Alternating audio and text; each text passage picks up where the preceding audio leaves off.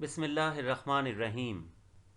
अल्लाहुम्मा सल्लि अला सय्यिदिना मुहम्मदिन व अला आलि सय्यिदिना मुहम्मदिन व बारिक वसल्लिम। रब्बि इश्रह ली सदरी व यस्सिर ली अमरी वहलुल उक़दतम मिन लिसानी यफ़क़हू क़ौली। Assalamu alaikum. I am Dr. Umar Farooq. Okay, students, let me very briefly remind you what I taught you in the previous lecture, that is lecture number 2. Firstly, active mass. Active mass of a substance is its mass that is being converted into product or the amount that is actually reacting. It is expressed as mole per dm cube. Then, law of mass action. The rate at which a substance reacts is directly proportional to its active mass, and the rate of chemical reaction is directly proportional to the product of the active masses of reactants raised to the power equal to their coefficients in the balanced chemical equation of the reaction. Then from the law of mass action, we obtained equilibrium constant, which is the ratio of product of molar concentration of products raised to power of coefficients to the product of molar concentration of reactants raised to power of coefficients. Also from the law of mass action, we derived the expression for equilibrium constant for this general reversible reaction. And this is the expression of Kc. Note that the coefficients of each species in the chemical equation appear as its exponents in the expression of Kc. And finally, we learned how to find the units of Kc. So, to find the units of Kc, we have to write the balanced chemical equation first and then expression of Kc. And from the expression of Kc, we find its units. I also told you about a shortcut method to find the units of Kc. That is, find the difference of number of moles of products and number of moles of reactants and raise this difference as a power of mole per dm cube, and then simplify it to get the units of Kc. In today's lecture, we'll practice writing the expression of Kc for various reversible reactions, and then I'll guide you how to solve numerical problems related to reversible reactions. To write the equilibrium constant expression, that is, expression of Kc for a reaction, we have to balance its chemical equation first. Consider, for instance, the reaction between nitrogen and oxygen gases to form nitric oxide gas. To balance it, multiply right hand side by 2. Now, expression of Kc. As you know that Kc is the ratio of products to reactants raised to power equal to their number of moles in the equation. So for this reaction, NO is product, so we write it in the numerator with 2 as its power. Then N2 and O2 being reactants are written in the denominator. Each has a power of 1. Similarly, nitrogen dioxide forms dinitrogen tetraoxide. First we balance it, multiplying NO2 by 2, and then in the expression of Kc, N2O4 is written in the numerator and NO2 in the denominator with coefficients as their exponents.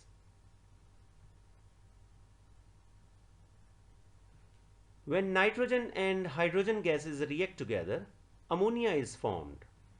To balance it, multiply hydrogen by 3 and ammonia by 2. So its expression of Kc is NH3 square over N2 multiplied by H2 cube, all in square brackets. Conversely, if this reaction is started using ammonia, we get nitrogen and hydrogen gases. After balancing, we get its expression of Kc, which is reciprocal of the previous Kc expression. Reaction of sulfur dioxide and oxygen produces sulfur trioxide.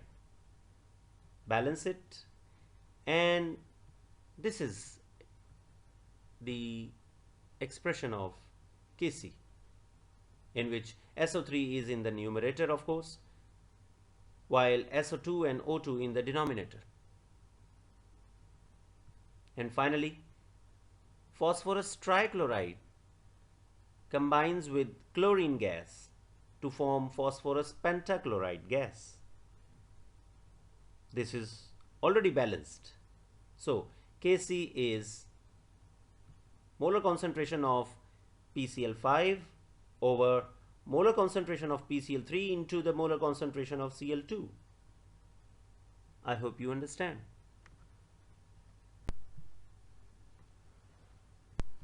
Problem 9.1. When hydrogen reacts with iodine at 25 degrees Celsius to form hydrogen iodide by a reversible reaction as follows, the equilibrium concentrations are: hydrogen is 0.05 mole per dm cube, iodine is 0.06 mole per dm cube, and hydrogen iodide is 0.49 mole per dm cube. This is the given data. And we have to find equilibrium constant, that is Kc, for this reaction. So first write the expression of Kc. Unit of Kc is written by shortcut method, putting their values and simplifying, we get 80, and there is no unit of Kc for this reaction. Next is problem 9.2. For the formation of ammonia by Haber's process, hydrogen and nitrogen react reversibly at 500 degrees Celsius as follows. And the given data is molar concentration of nitrogen is 0.602 mole per dm cube, molar concentration of hydrogen is 0.420 mole per dm cube, and that of ammonia is 0.113 mole per dm cube. And we have to find its equilibrium constant. So write the expression of Kc first, and the unit of Kc is mole per dm cube raised to the power number of moles of products minus the number of moles of reactants, that is 2 minus 4. Putting their values and simplifying, we get 0.286 mole raised to the power minus 2 dm raised to the power 6. Here is problem 9.3. We write the balanced chemical equation from its statement and of course given data. The molar concentration of PCl3 and Cl2 are given and the value of Kc is given. And we have to find the molar concentration of PCl5 at equilibrium state. So first of all, write the expression of Kc. Rearrange this equation for PCl5 by transposing PCl3 and Cl2 to the left hand side, putting their values and multiplying to get the molar concentration of PCl5, which is 11.7 mole per dm cube.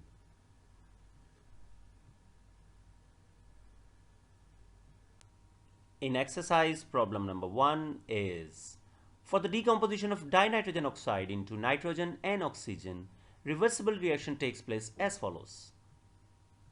Writing the given data, molar concentration of each species is given, and we have to find equilibrium constant for this reaction.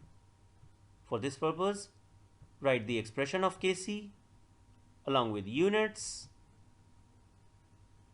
So mole per dm cube square cancels out with mole per dm cube square, and we are left with mole per dm cube only. Substituting the values and simplifying to get 24.5 mole per dm cube. Problem number 2. Hydrogen iodide decomposes to form hydrogen and iodine if the equilibrium concentration of hydrogen iodide is 0.078 mole per dm cube. Hydrogen and iodine is same, that is 0.011 mole per dm cube. calculate the equilibrium constant value for this reversible reaction. So we are given the molar concentration of each species and we have to find equilibrium constant value for this reaction. So first of all, write the expression of Kc, and its unit is mole per dm cube raised to the power 2 minus 2. Putting their values and simplifying, we get 0.01988, which is rounded off to 0.02. There is no unit of Kc for this reaction. Problem number 3. For the fixation of nitrogen, following reaction takes place. When the reaction takes place at 1500 Kelvin, the Kc for this is 1.1 into 10 to the power minus 5. If equilibrium concentrations of nitrogen and oxygen are 1.7 into 10 to the power minus 3 mole per dm cube and 6.4 into 10 to the power minus 3 mole per dm cube respectively, how much NO is formed?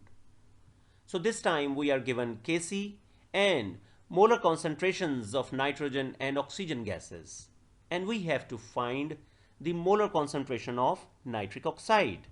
So for this purpose, we write the expression of Kc and rearrange this equation for NO square, which is Kc times N2 into O2. Putting their values and simplifying, we get NO square is equal to 1.1968 into 10 raised to the power minus 10. So taking square root, we get molar concentration of nitric oxide equals 1.09 into 10 raised to the power minus 5 mole per dm cube. I hope you understand. And the last problem is, when nitrogen reacts with hydrogen to form ammonia, the equilibrium mixture contains 0.31 mole per dm cube and 0.5 mole per dm cube of nitrogen and hydrogen respectively. If the Kc is 0.5 mole raised to power minus 2 dm6, what is the equilibrium concentration of ammonia? So writing the balanced chemical equation first, and the given data is molar concentrations of nitrogen and hydrogen are given, and Kc value for this reaction is also given. So this problem is just like the problem number 3. And we have to find the molar concentration of ammonia.